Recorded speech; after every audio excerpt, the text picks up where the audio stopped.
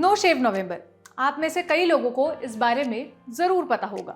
जिन्हें नहीं पता उन्हें बता दूं कि ये कैंपेन है जो कैंसर पेशेंट्स को सपोर्ट करने के लिए शुरू हुआ था। नवंबर के महीने में लोग अपने बॉडी हेयर को शेव या ग्रूम नहीं करते, उससे जितने भी पैसे बचते हैं वो पैसे कैंसर पेशेंट्स को डोनेट किए जाते हैं। अब आप में से कईयों ने इस कैंपेन में पार्ट लिया होगा। लंबे बाल या बियर्ड को फ्लॉन्ट करते हुए सोशल मीडिया पर #NoShaveNovember के साथ फोटो पोस्ट की होगी।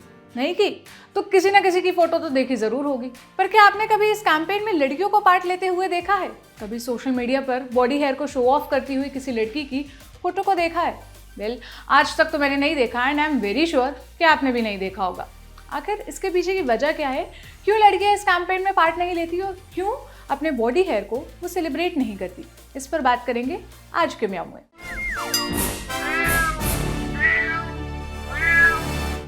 हाय, मेरा नाम है सोनल और आप देख रहे हैं ऑर्डिनरी की स्पेशल सीरीज म्याऊं। वैसे नो शेव नवंबर एक जेंडर न्यूट्रल कैंपेन है। लड़के और लड़कियां दोनों इसमें पार्ट ले सकते हैं। पूरे महीने बॉडी हेयर को शेव या ग्रूम ना करके जो पैसे बचाए जाते हैं वो कैंसर पेशेंट्स के लिए डोनेट किया जाता है। इस कैंपेन में पार्ट लेने वाले लोगों की तस्वीर अमूमन सोशल मीडिया पर देखी जाती है। #NoShaveNovember के साथ लंबे लंबे बाल या बड़ी हुई दाढ़ी मूंछों वाले लड़कों की फोटो दिखना बहुत कॉमन है, पर इसी हैशटैग के साथ लड़कियों की फोटो हमें नहीं दिखती। बॉडी हेयर तो लड़कियों के भी होते हैं, मूंछों के बाल यानी अपर लिप हेयर्स तो लड़कियों में भी होते हैं। ज़्यादातर लड़कियां भी हर महीने अपनी बॉडी और चेहरे के बाल शेव या रिमूव करती ही हैं। फिर नवंबर के महीने में हमें बॉडी हेयर को एम्ब्रेस करती हुई लड़कियों की फोटो क्यों नहीं दिखती? क्या आपने कभी सोचा? मैं बताती हूँ। लड़कों की मूछें, हाथ पैर के बाल या छाती के बाल देखने की आदत हम सभी को है, इसलिए जब उनके बाल बढ़ भी जाते हैं तो हमें दिक्कत नहीं होती। बढ़े हुए दाढ़ी वाले लड़कों को शाबी लुक वाला कह दिया जाता है, या मेरी मम्मी की भाषा में कहें तो कैसा बेतरतीब सा दिख रहा है, या कैसी बेतरतीब तरीके से बाल और दाढ़ी बढ़ा रखी है, ऐसा कहते हैं। वहीं कई लोगों को लड़कों का ऐसा लुक पसंद भी आता है। ऐसे लुक वाले लड़कों को कई बार कॉम्प्लीमेंट्स मिलते हैं, जैसे हैंडसम हंक लग रहे हो, काफ़ी हॉट लग रहे हो, या ओह माचो मैन। लड़कों के बाल को मैस्कुलिनिटी से रिलेट करके देखा जाता है। टीनेज में जिन लड़कों की दाढ़ी या मूंछ जल्दी नहीं आती या जिन्हें बाद में भी बॉडी हेयर नहीं डेवलप होते, उन्हें चिकना या मकुना कहकर चढ़ाया जाता है। लेकिन जब बात लड़कियों की आती है तब यही बॉडी हेयर अनहाइजीनिक या अनफेमिनिन मान लिए जाते हैं। किसी लड़की के चेहरे पर बाल देखकर उसे अनकेम्पेड कह देना कितना कॉमन है। उसके पैरों या अंडर आर्म्स के बाल लोगों को ऐसे चुभते हैं जैसे उन्होंने खुद ही उगा लिए हो। आप कभी लड़कियों के ब्यूटी पार्लर चले जाइए, कभी कोई औरत कहती मिलेगी कि उनको तो हाथ पैर चिकने ही पसंद है, या कोई लड़की बताती मिलेगी कि कैसे ऑफिस या कॉलेज में स्कर्ट पहनने पर उसका सिर्फ इसलिए मजाक बनाया गया क्योंकि उसके पैरों के बाल दिख रहे थे।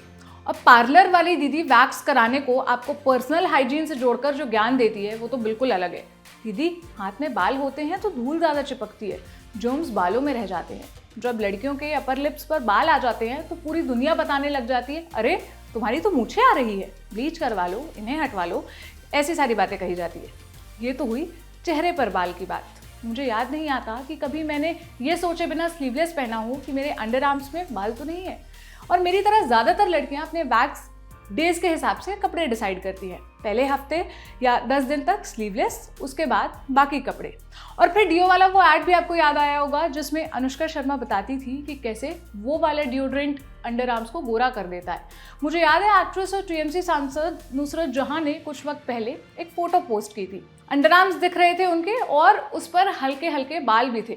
जनता ऑफेंड हो गई, उन्हें घिनौनी, गंदी, न जाने क्या क्या बता दिया। वहीं जब अक्षय कुमार, सिद्धार्थ मल्होत्रा या रणवीर सिंह जैसे एक्टर्स भरपूर बाल वाले अंडर आर्म्स के साथ बनियान पहनकर नाचते हैं तो कोई कुछ नहीं कहता। मैंने अपने दफ्तर में कुछ लोगों से बात की और बॉडी हेयर से जुड़ा उनका एक्सपीरियंस जाना। I remember this one time, मेरे कॉलेज का पहला दिन था और मैं हमेशा से बहुत ही ज़्यादा केयर फ्री रही हूँ कि मैं कैसे दिख रही हूँ, कैसे क्या कर रही हूँ, मुझे उससे इतना फ़र्क नहीं पड़ता था।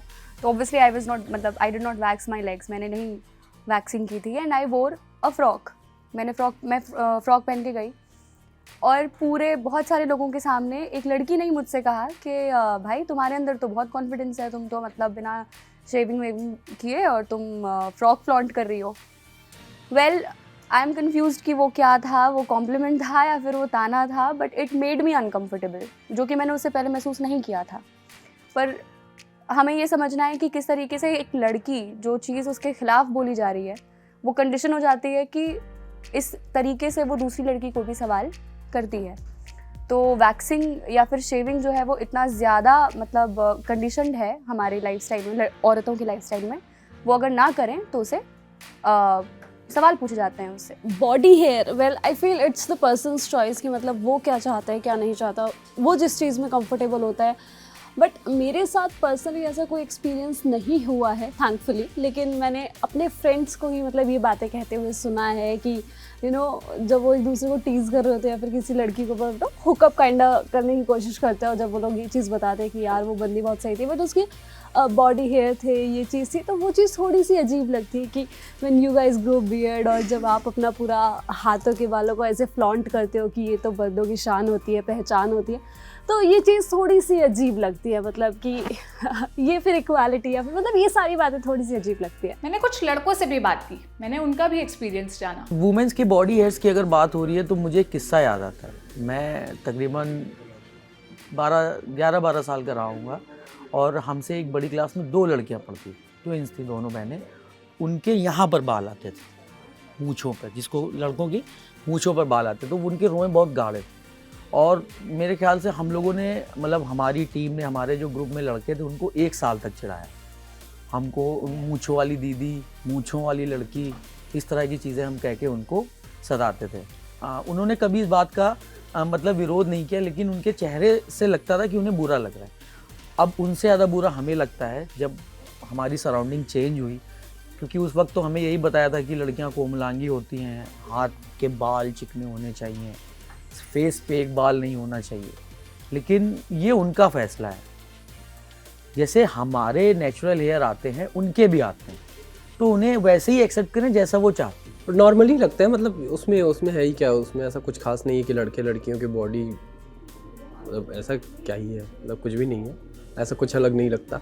और इवन अगर आपको ऐसा अजीब लगता है, अगर आर्मपिट्स दिख रहे हैं लड़कों के, वो अजीब लग रहा है, तो उतना ही आपको अजीब लगेगा लड़कियों का दिखना आर्मपिट। या फिर अगर आपको लड़कों से कोई दिक्कत नहीं है तो लड़कियों के में भी कोई दिक्कत नहीं है। हाँ, कुछ लोगों को होता है कि बाल से बड़ी दिक्कत होती है, बताते हुए ऐसा वैसा उनको पसंद नहीं आता, जो कुछ वो लॉजिक मेरे को समझ में नहीं आता। मतलब जैसे मेरे बाल देख के किसी को लग सकता है, मुझको भी वैसा ही लगेगा, मेरा ये मानना है। जहाँ तक पर्सनल हाइजीन का मामला है तो मेरे हिसाब से बॉडी हेयर रिमूव करना ठीक है, लेकिन बॉडी हेयर्स जो है नेचुरल है और हमें फ्लॉन्ट करना चाहिए, बी कॉन्फिडेंट। जो चीज़ नेचुरल है उसमें कॉन्फिडेंट रहे। पीयर प्रेशर में आके या सामने वाली कोई लड़की ऐसा कर रही है उसके चलते तुम ऐसा कर रहे हो, ये चीज़ गलत है। कॉन्फिडेंट हो और नेचुरल है उसको फ्लॉन्ट करो, दैट्स इट। ये तो थी मेरे दफ्तर के लोगों के एक्सपीरियंस और ओपिनियन। अब आप अपने आसपास देखिए, लोगों से बॉडी हेयर पर बात करिए। आपको ज़रूर ये कहते हुए लोग मिल जाएंगे कि चिकने हाथ पैर वाली लड़कियां ज़्यादा अट्रैक्टिव लगती हैं, या लड़कियों के बॉडी हेयर काफ़ी अनहाइजेनिक लगते हैं।